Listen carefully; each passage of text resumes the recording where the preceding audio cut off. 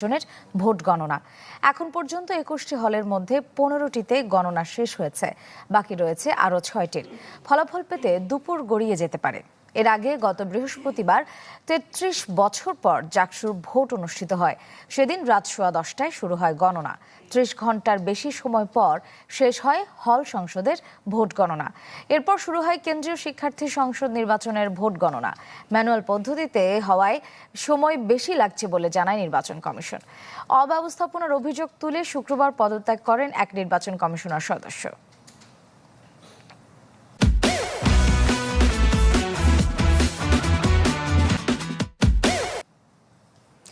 ৪১ ঘন্টা পরও মেলেনি জাকসু ভোটের ফল। এ নিয়ে আরও জানাতে সিনেট ভবন থেকে যুক্ত হচ্ছেন স্বপ্নিল শাহরিয়ার শিশির এবং সিনেট ভবনের বাইরে থেকে যুক্ত হচ্ছেন আশিকিন প্রেস। শুরুতেই যাচ্ছি শিশিরের কাছে। শিশির, সিনেট ভবনের চিত্রটা কেমন দেখতে পাচ্ছেন?